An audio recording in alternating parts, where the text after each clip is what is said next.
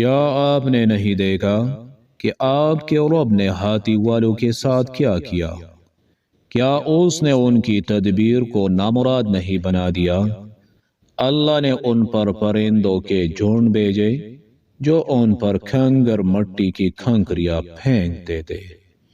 اس طرح اللہ تعالیٰ نے ان کو کائے ہوئے بھوسے کی طرح کر دیا۔ واقعہ اصحاب الفیل۔ حضرت محمد مصطفیٰ صلی اللہ علیہ وآلہ وسلم کی ولادت مبارکہ والے سال یعنی 571 عیسوی میں پیش آیا، جب یمن کا حبشی نژاد عیسائی حکمران ابرہہ بن اشرف 60,000 فوج اور 13 ہاتھی لے کر خانہ کعبہ کو گرانے کے ارادے سے مکہ پر حملہ آور ہوا۔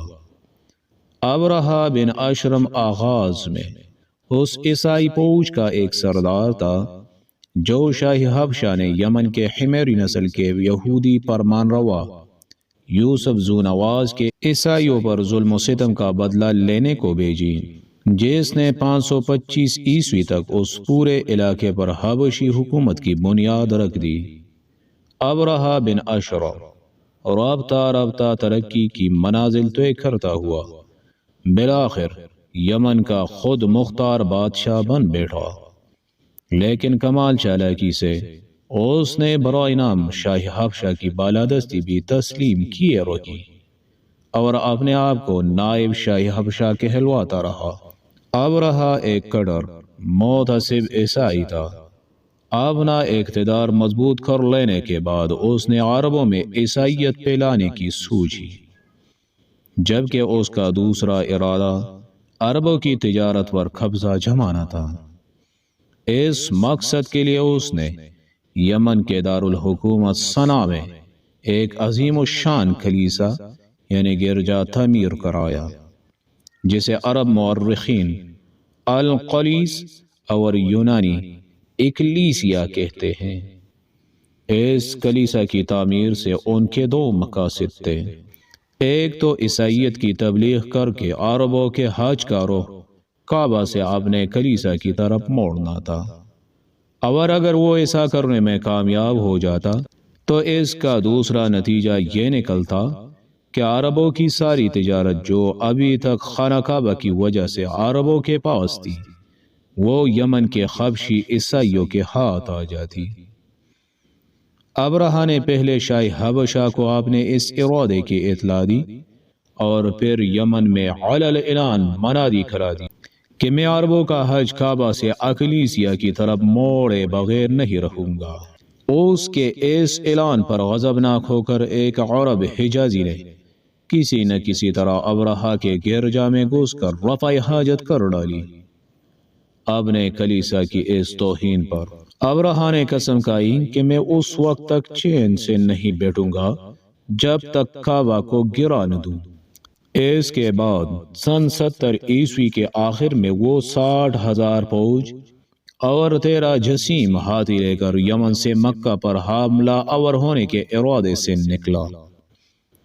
راستے میں 2 عرب سرداروں نے اس کا مقابلہ کرنے کی کوشش کی مگر شکست کھائی اور ابرہہ کسی طوفان کی طرح مکہ کے مضافاتی مقام المعمس میں پہنچ گیا۔ یہاں ابرہہ کے لشکر نے پڑاؤ ڈالا، جبکہ چند دستوں نے ان کے حکم پر مکہ کے قریب میں لوٹ مار کی اور اہل تہامہ اور قریش کے بہت سے مویشی بھی لوٹ لیے گئے، جن میں مکہ کے سردار اور آپ صلی اللہ علیہ وآلہ وسلم کے دادا حضرت عبد المطلب بن ہاشم کے 200 اونٹ بھی تھے۔ اس کے بعد ابرہہ نے ایک ایلجی مکہ کے سردار حضرت عبد المطلب کے پاس بھیجا اور اس کے ذریعے اہل مکہ کو پیغام دیا کہ میں تم سے لڑنے نہیں آیا ہوں بلکہ اس گھر یعنی کعبہ کو گرانے آیا ہوں۔ اگر تم نہ لڑو تو میں تمہاری جان و مال سے کوئی تعرض نہ کروں گا۔ حضرت عبد المطلب نے جواب دیا، ہم میں ابرہہ سے لڑنے کی طاقت نہیں ہے۔ کعبہ اللہ کا گھر ہے، وہ چاہے گا تو اپنے گھر کو بچا لے گا۔ ایلچی نے کہا، آپ میرے ساتھ ابرہہ کے پاس چلے، وہ اس پر راضی ہوں گے۔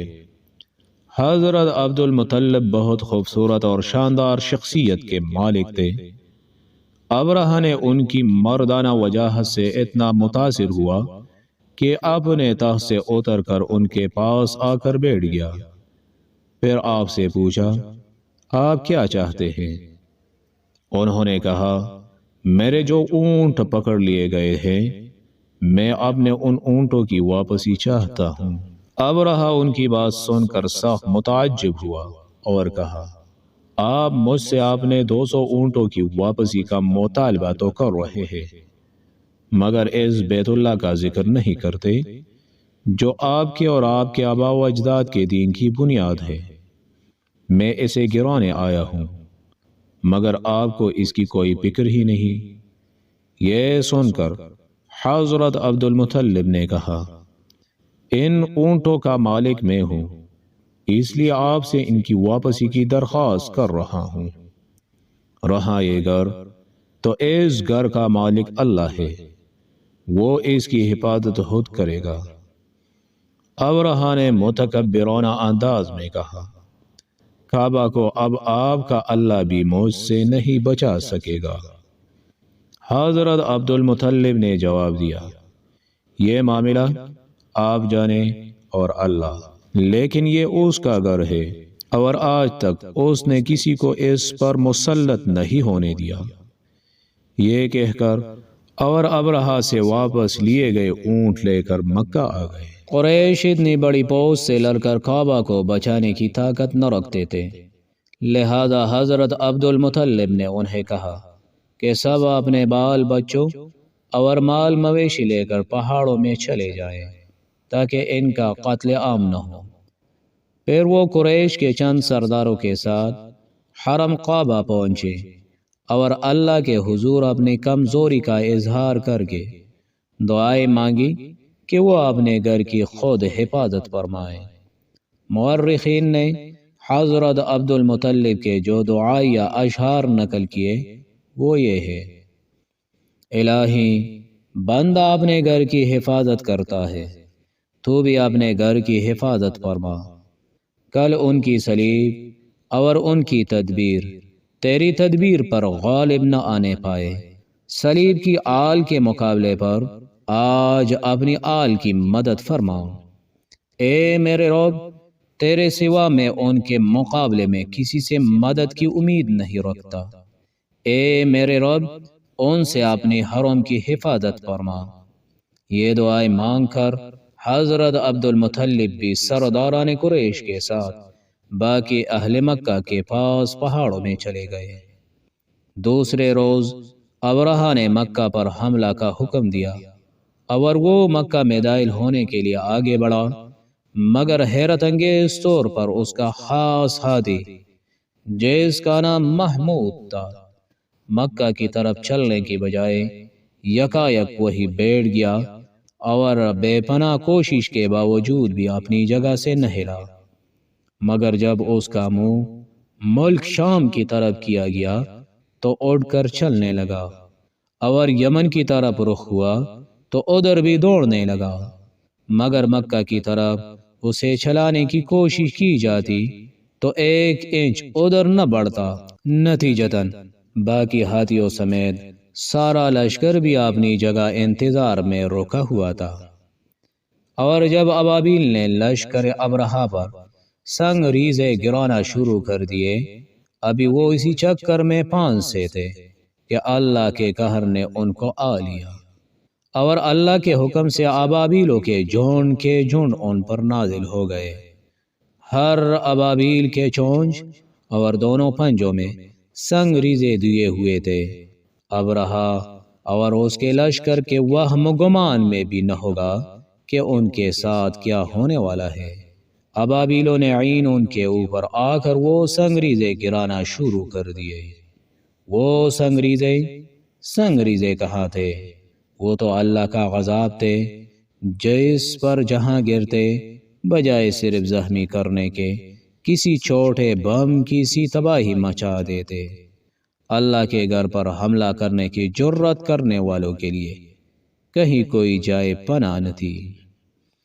تھوڑی ہی دیر میں ابرہہ نے اپنے 60,000 کے لشکر اور 13 ہاتھیوں سمیت سنگریزوں کی اس بارش میں اپنے انجام کو پہنچا، اور یوں پہنچا کہ جیسے کھایا ہوا بھوسا ہو۔ ہر طرف انسانی لاشیں چھیتڑوں کے روپ میں پڑی تھی۔ یہ واقعہ 571 عیسوی میں محرم کے مہینہ میں مزدلفہ اور منا کے درمیان وادی محسب کے قریب محشر کے مقام پر پیش آیا۔